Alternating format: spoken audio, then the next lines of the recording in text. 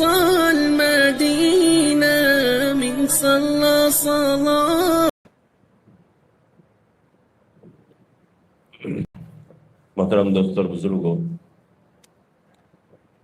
حضرت عثمان غنی رضی اللہ تعالیٰ عنہ کی شہادت کا قصہ کل ہم نے سنا۔ جیسے ابو بکر صدیق رضی اللہ عنہ کے واقعات کے بعد ان کے حالات، ان کی صفات، حضرت عمر رضی اللہ تعالیٰ عنہ کی ان کی صفات، ویسے ہی حضرت عثمان غنی رضی اللہ تعالیٰ عنہ کے اندر کیا کیا صفت ہے، یہ ساری صفتیں ہر صحابہ کے اندر آپ کو کامن ملے گی، یعنی ہر صحابی کے اندر یہ صفتیں ملے گی اور ملے گی۔ دوسری، یہ صحابے جتنے بھی ہیں ان کے اندر یہ صفتیں بالکل کوالٹی کی ملے گی، یعنی ہائی لیول پر ملے گی، اور یہی چاہا جا رہا ہے کہ صفت مسلمان اپنے زندگی میں داخل کرے۔ صحابی کیوں بنے؟ صرف دیکھنے سے صحابی نہیں بنے نا۔ اگر دیکھنے سے صحابی بن جاتے تو میں نے آپ کو حکم کا قصہ سنایا، اس نے بھی اللہ کے رسول کو دیکھا لیکن وہ صحابی نہیں بنا۔ کیوں؟ وہ صفت، وہ کوالٹیز اس کے اندر نہیں تھی۔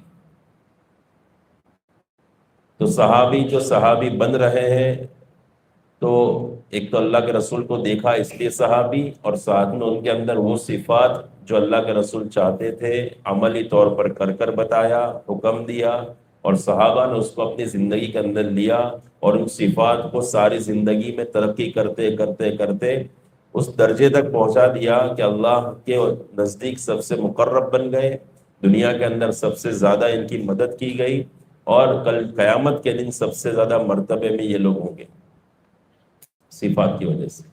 خود ایک حضرت عثمان جو ہم نے کل قصہ سنا، اگر صبر نہ ہوتا تو حضرت عثمان مدینہ چھوڑ کر مکہ چلے جاتے۔ ان کے پاس راستہ تھا، وہاں کے مجمع نے کہا کہ آپ مدینہ چھوڑ دو، مکہ چلے جاؤ، انہوں نے منع کیا۔ صبر تھا، اور صبر کی صفت کتنی تھی کہ خود کی قربانی دینا پسند کیا لیکن کسی مسلمان کا خون بہا جائے یہ ان کو برداشت نہیں تھا۔ یہ صبر ہے۔ یہ ایک صبر کی مثال ہمارے سامنے حضرت عثمان سے ملی۔ ایسی بہت ساری صفت حضرت عثمان غنی رضی اللہ تعالیٰ عنہ کی، میں نے آپ کو حضرت عمر کی بتائی، ابو بکر صدیق رضی اللہ عنہ کی بتائی۔ تو جس دم بھی ہم نے یہ صفت اختیار کر لی، ہماری ترقی شروع ہو جائے گی، دنیاوی اعتبار سے بھی، اخروی اعتبار سے بھی۔ جتنا انسان صفتوں میں آگے بڑھے گا اللہ کا، اتنا زیادہ وہ مقرب بنتا چلا جائے گا۔ یہ اسی صبر پر میں آپ کو ایک مثال دوں۔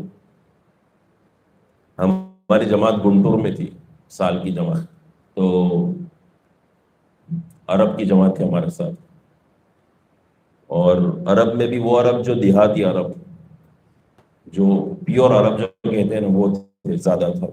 کچھ ایسے بھی تھے جو سٹیز کے تھے، اس میں وہ پائلٹ بھی تھے، بڑے بڑے عہدیدار تھے اس میں۔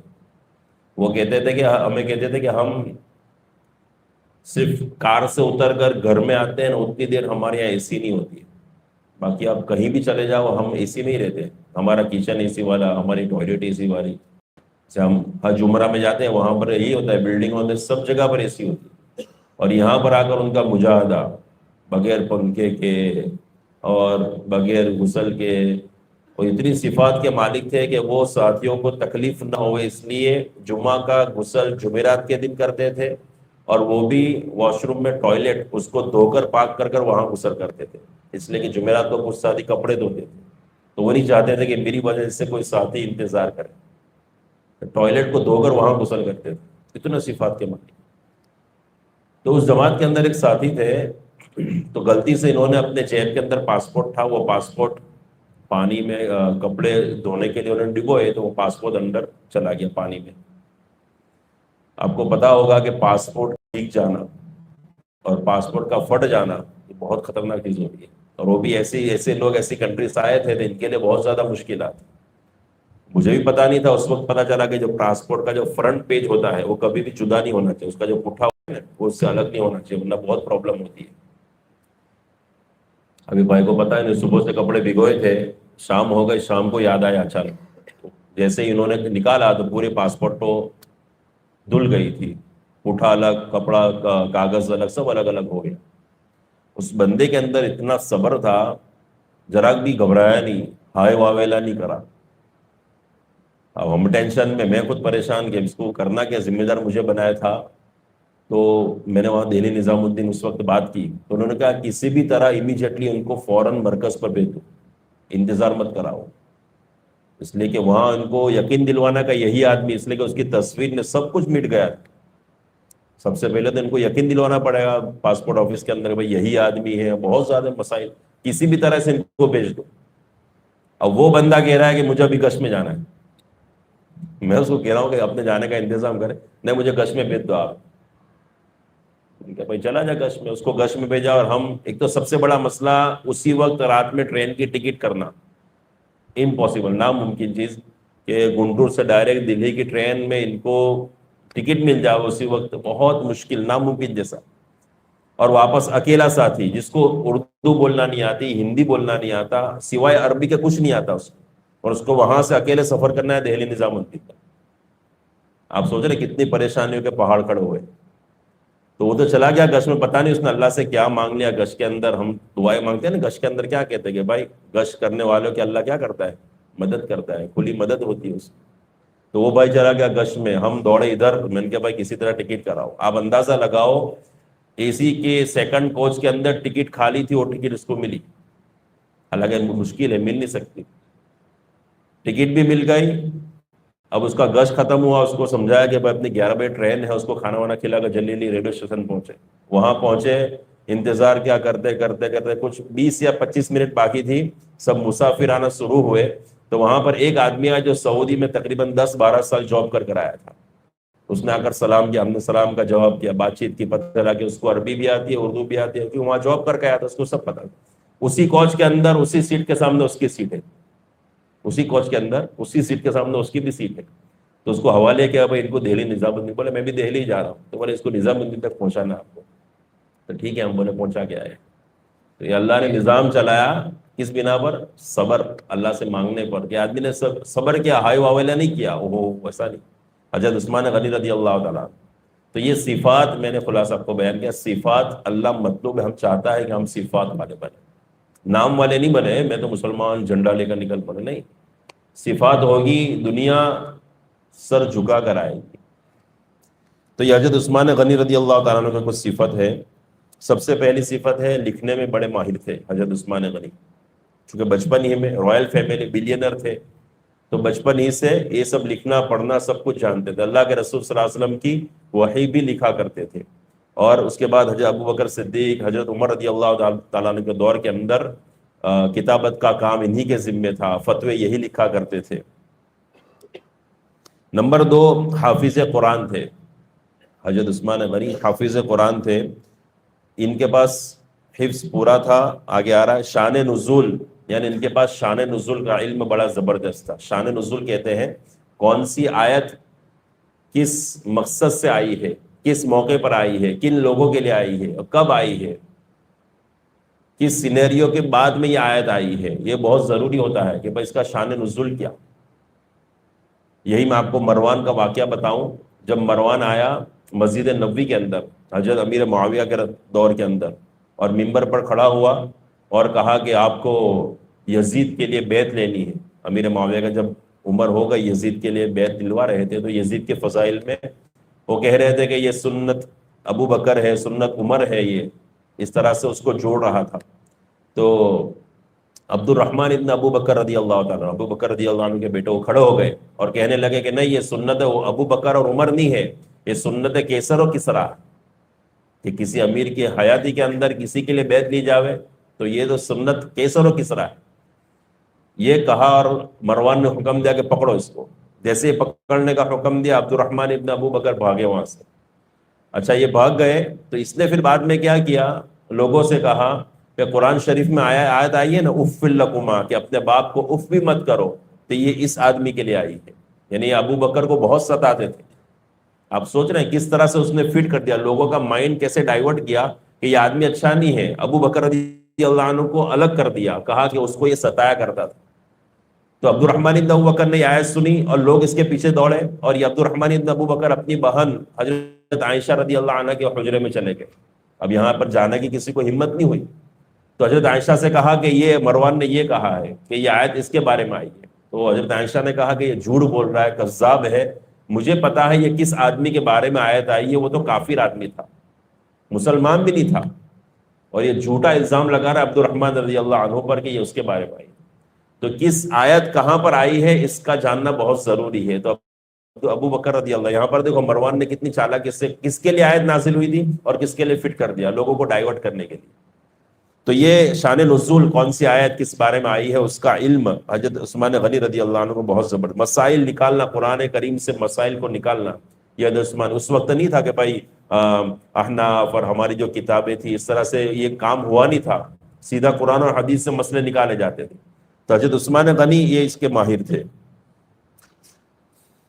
اچھا، یہ قرآن شریف سے اتنا شغف تھا، میں نے آپ کو بتایا ابھی کہ موت سے پہلے پہلے بھی قرآن شریف پڑھتے، لڑتے ہوئے بھی قرآن شریف پڑھتے تھے، جہاد کے اندر بھی، قتال کے اندر بھی لڑتے ہوئے قرآن شریف، ایک ہی رکعت کے اندر پورا قرآن شریف ختم کرتے. حجر اسود کے سامنے کھڑے ہو جاتے، کعبہ کے سامنے، حجرت کے سامنے، ایک ہی رکعت میں پورا قرآن شریف پڑھ لیتے تھے. اتنا زبردست ان کو شوق تھا قرآن کی سنت. مسائل کا ادراک، یعنی مسائل کتنا زبردست ان کو ذہن نشین تھے. ایک مثال، حضرت عمر رضی اللہ تعالیٰ عنہ اپنے دور کے اندر حج کے لیے گئے، اور وہاں پر حضرت عمر رضی اللہ تعالیٰ عنہ نے ایک شخص کے اوپر زیادہ دھوپ لگ رہی تھی تو اس کے اوپر اپنی چادر ڈال دی حضرت عمر نے کہ اس کو زیادہ دھوپ لگ رہی ہے. اتنی دیر میں ایک کبوتر آیا اور اس کے اوپر بیٹھ گیا. حضرت عمر رضی اللہ تعالیٰ ڈر ہوا کہ کہیں کبوتر گندگی سے میری چادر خراب نہ کر دے. چادر ایسے کھینچ لی، کبوتر اڑ گیا. کبوتر اڑ کر ایسی جگہ پر بیٹھا جہاں پر سانپ تھا، جیسے ہی وہاں پہنچا سانپ نے اس کو لپک لیا. اب حضرت عمر پریشان کہ میرے اڑنے کی وجہ سے وہاں گیا ہے، کیا اس کا ذمہ میرے؟ تو اس کا مسئلہ کیا؟ تو یہ مسئلہ آخر میں حضرت عثمان رضی اللہ عنہ کے پاس آیا. انہوں نے بتایا کہ آپ کے حرکت کرنے کی وجہ سے کبوتر اڑ کر وہاں گیا، تو یہ آپ کا اس میں دخل ہے، اس لیے آپ کو اس کا تاوان دینا پڑے گا، اس کا کفارہ دینا پڑے گا. یہ مسئلہ صرف حضرت عثمان بتا سکے تھے، حضرت عمر رضی اللہ تعالیٰ. اتنا مسائل میں ان کو باریکی تھی. اور آگے ایک صفت ہے خوف خدا. یہ ساری صفتیں ہمیں اپنی زندگی میں لانے کی ضرورت ہے. خوف خدا، اللہ سے کتنا ڈرا کرتے تھے. وہ قصہ مشہور ہے کہ جب قبروں کے پاس سے گزرتے تھے تو اتنا روتے تھے کہ داڑھی تر ہو جاتی تھی. کس وجہ سے؟ اللہ کے خوف سے، قبر کے خوف سے. پوچھا گیا بھائی آپ جنت جہنم سے؟ کہ قبر وہ گڑھا ہے کہ جس میں یا تو جہنم ہے یا تو پھر جنت ہے. اتنا رویا کرتے تھے. آگے ہے عشق رسول. آپ صلی اللہ علیہ وسلم سے محبت کتنی تھی، وہ تو آپ نے قصے کے اندر سنا کہ اللہ کے رسول صلی اللہ علیہ وسلم سے ان کو تعلق، محبت کتنی تھی. جب اللہ کے رسول صلی اللہ علیہ وسلم پر فاقے گزرتے تھے بڑے شین رہتے تھے، بڑے بے چین رہتے تھے، اور موقع موقع سے اللہ کے رسول صلی اللہ علیہ وسلم کے اور کھانا بھجوایا کرتے تھے. لیکن اللہ کے رسول کی عادت اور صفت تھی کہ اللہ کے رسول کوئی چیز محفوظ نہیں رکھتے تھے. جتنا کھایا ایک وقت میں کھا لیا، باقی کا سب اللہ کے رسول صدقہ دے دیتے. آئندہ فاقے ہو جاتے، حضرت عثمان غنی رضی اللہ عنہ کو پتہ چلتا، واپس وہ بھیج دیتے. زیادہ مقدار بھیجتے، لیکن اللہ کے رسول اس کو رکھتے نہیں تھے، اسٹاک نہیں کرتے تھے. لیکن اللہ کے رسول کی نگرانی کیا کرتے، کھانے کی جب بھی ضرورت پڑتی اللہ کے رسول کو فوراً بھجوا دیتے تھے. آپ صلی اللہ علیہ وسلم نے بیان فرمایا کہ دنیا میں ہر ایک انسان کا کوئی نہ کوئی ساتھی ہوتا ہے. جنت کے اندر میرا ساتھی، میرا رفیق عثمان غنی ہوں گے. یہ ان کی فضیلت ہے. اللہ کے رسول صلی اللہ علیہ وسلم نے ایک حدیث بیان فرمائی تھی. مرہ ابن کعب جب ان کو شہید کر دیا گیا تو کے اندر ان کی فضیلت بیان ہوئی. بھائی یہ حدیث سنی نہ ہوتی تو میں بیان نہیں کرتا. وہ کہتے ہیں کہ میں ایک مرتبہ بیٹھا ہوا تھا، اللہ رسول صلی اللہ علیہ وسلم نے بیان فرمایا کہ میرے بعد فتنوں کا دور شروع ہوگا، لیکن اس میں وہ جو شخص حضرت چہرے پر کپڑا ڈال کر جا رہے تھے، وہ جو شخص جہاں پر کھڑا ہوگا حق اس کے ساتھ ہوگا. یہ مرہ ابن کعب خود کہتے ہیں کہ میں گیا، میں نے کپڑا اٹھا کر دیکھا تو حضرت عثمان غنی تھے. میں نے پھر ان کا چہرہ پھیر کر اللہ کے رسول سے پوچھا کہ اللہ کے رسول صلی اللہ علیہ وسلم یہی شخص ہے؟ تو کہا کہ ہاں، جس دور میں فتنے اٹھیں گے اور اس میں عثمان جہاں پر ہوں گے وہ حق پر ہوں گے. تو یہ ان کی فضیلت کے لیے ہے. حیا اتنی تھی، میں نے آپ کو قصہ بتایا تھا کہ فرشتے بھی حضرت عثمان غنی رضی اللہ تعالیٰ عنہ سے حیا اور شرم، بہت زیادہ حد درجے کی حیا، حتیٰ کہ عثمان غنی رضی اللہ تعالیٰ عنہ کبھی کپڑے نکال کر بھی غسل نہیں کرتے تھے. ان کو اتنی شرم لگتی تھی، ہمیشہ غسل بھی کپڑے پہن ہی کیا کرتے تھے. اتنی ان کے اندر حیا اور شرم تھی. اور سخاوت سے قصے تو مشہور ہے عثمان غنی، کتنا مال انہوں نے اللہ کے لیے خرچ کیا، کوٹ کوٹ کر یہ صفت ان کے اندر بھری ہوئی تھی۔ جب مسجد نبوی بن گئی، کچھ وقت کے بعد جب اسلام پھیل گیا، مسجد نبوی کم پڑنے لگی، تو حضرت عثمان غنی رضی اللہ تعالیٰ عنہ سارے مجلس کے اندر بیٹھے، اللہ کے رسول صلی اللہ علیہ وسلم نے تشکیل کی کہ مسجد نبوی کو بڑھانی ہے، ان کو بڑی کرنی ہے، اس کے لیے زمین خریدنی ہے، تو اس کے لیے چندہ دینا ہے۔ تو حضرت عثمان غنی رضی اللہ تعالیٰ عنہ نے تقریباً وہاں پر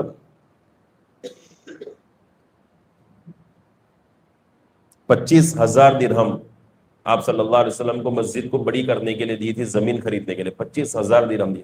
یہی وہ چیز ہے جس کو آخری میں حضرت عثمان رضی اللہ تعالیٰ نے کوٹ کیا تھا کہ تم مجھے گھر سے نکلنے دیتے، حالانکہ مسجد نبوی میں خریدنے میں نے رقم دی تھی، لوگوں کو بتایا تھا انہوں نے۔